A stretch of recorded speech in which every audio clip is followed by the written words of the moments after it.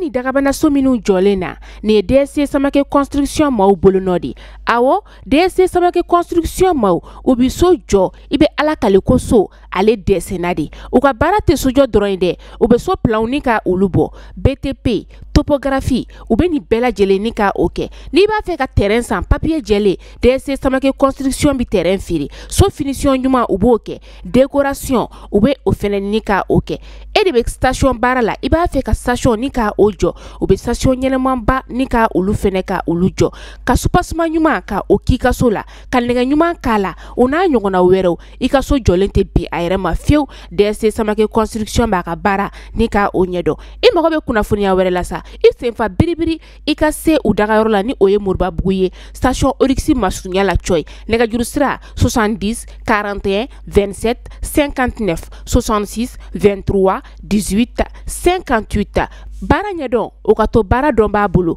DSC Samake construction mau ubuka bara uba nyedon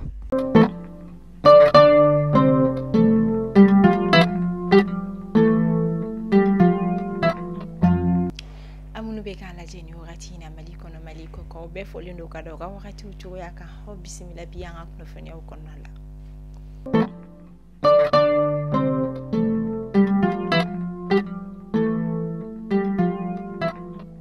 ameta kalanko bina kuka kidal ka olu koni feno ayirala ka fo kalanko ko nyaw ka gelendoni kada ka la ko karamo ko tanya ko nimbi o la ko so ko nin chamana mi yere o kum ko na la kalamli wakati ula anga jamna nyama ko ni karamo kludo ko ni blakata mi yere ko na ayirala ka fo ko la ko metri mo ko keme fla bonya ko rebna blakata ka bi ala musa kidal region ko na la wala sa kalan ko ni mi se ka ketuga mina lafia o ko na la anika se ka kalam du ani usuma ko ni haklisiki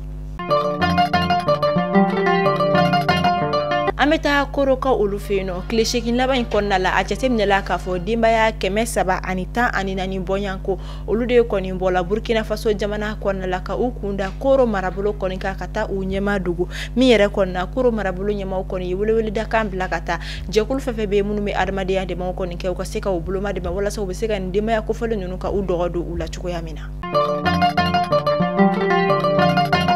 Guarini alebe tori commune konnala ni obe jala sagu cercle konnala bankasi marabolo la dogokun frontier konnala irala ka fo muso do mi shibi sambi sababu yanko la ni kuma mina akme aka sokono bara misenu na mina tara kolonda ere la kabeta jibo kolonna to mina kasega ni mako nye ala ka to jibo re konna kolon ola irala ka fo ko ale ere bina kolon konnala to mina wona na ka fero ke kasega ala bo irala ka fo muso ere konni tunteni la tuguni mi ere konna ka jira jako nyo bela jira den kera odo kilen konnala ma fo ala ka hine bamba Katola. ameta gaw region konna la kasangani tene don temeni ma obulo fon koni sebe korontara kila ula kosobe kasangani ni dunya ko folinyi kadaka ko beta ko femina ma marfati bunatike baldo koni bikane wala ta kanya shimini bisido ma mina ye mobili kono mako koni bulu na folo bela jiralen koni ndaraki ula ani ubulo fen sebe la maw ayra ka foko bingane wala flawere kala gaw region konna la kasangani ni don ko folin kelen koni bingane wala flala okela garguna duku konna la sabana okera dawoga duku konna la uye maw koni bulu fon raki ula ni dugu ko folen flain fana konna la dugu takasira ulu yere koni fe al sisa ama kidon koni buguna tike mado ma bolo fe fana bi ka taka halibi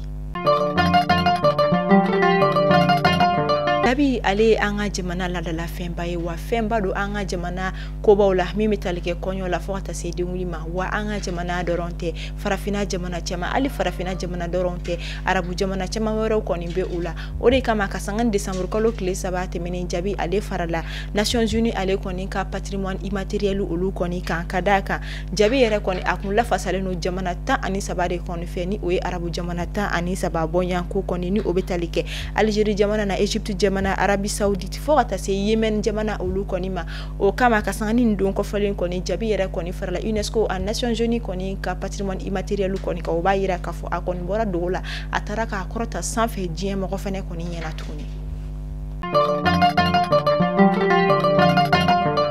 kabini kurantigɛ kɔni juguyara an ka jamana kɔnɔna la an bɛ taa Mopti ka olu kɔni fɛ yen nɔ a bɛ san 2 bonya ko bɔ bi Mopti dugu kɔnɔna la arajoso caman bɛ yen nɔ minnu kɔni datugura ka d'a kan u ti baara kɔni kɛ tilefɛlaw kɔnɔna wa sufɛlaw yɛrɛ fana na a ka gɛlɛ ko émission ani jɛmukan wɛrɛ olu ka se ka kɛ o de kɔni kama arajoso caman kɔni bɛ gɛlɛyaw kɔnɔna min arajotigiw caman tɛ ka se ka u ka baarakɛlaw kɔni sara a kɛra sababu ye arajoso caman kɔni datugula caman fanga o kɔni dɔgɔyara an b'a fɔ hali bi ala ka jisuma kɛ ni ko i fura ala k'an ka jamana ɲɛmaaw fanga si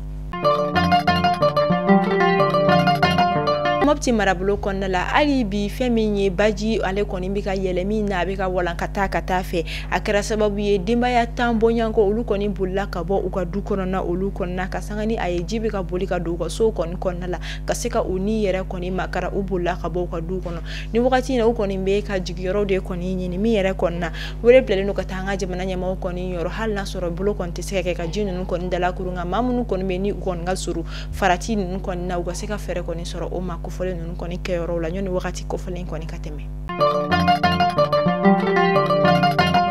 kan kibaru la Guinée Conakry ministre de la défense kɔrɔ Mohamed Diani ni wagati in na ale kɔni ɲangira ka da k'a yirala k'a fɔ ko a nɔ yira wari yurugu dɔ ani faso kɔni nafolo dɔw ŋanamuli o kɔnɔna min na a ɲangila ni san 5 kaso ye wa o kɔfɛ a kan ka fɛn min farangini ye o miliyari 500 de kɔni sara min kan ka bɛn dollar wari miliyɔn 57 bɔɲɔnko de ma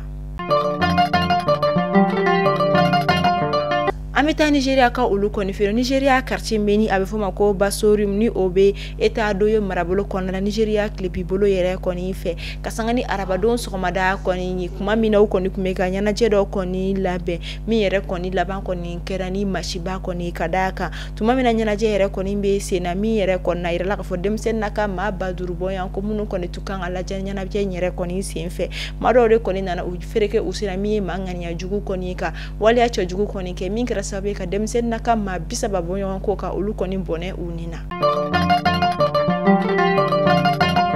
Mali kunnafoni bɔrɔ sira lajɛbagaw ne bɛ dansigi kɛ an ka bi kunnafoniyaw la aw ni ce a ka lamɛnliko ɲuman na sini ye juma ye ni ala ma basi kɛ nɛgɛ kanɲɛ 15 wagatiw la ani 16 ma olu bɛna ɲɔgɔn sɔrɔ ni o ye Orange Mali ka baarakɛla kɔrɔw ye minnu kɔni bɛ ka akɛw kɔni ɲini Orange Mali ɲɛkɔrɔ min taara fo tribunal yɛrɛ kɔnɔna walasa aw ka se ka faamuyali caman sɔrɔ la a y'aw sɔrɔ anw na sini nɛgɛ kanɲɛ 15 nɛgɛ kanɲɛ 16 wagatiw la an b'a fɔ aw kan bɛ o la ala k'an si jɔ ka sini ma kɔnɔ aw ni ce a ka lamɛnliko ɲuman na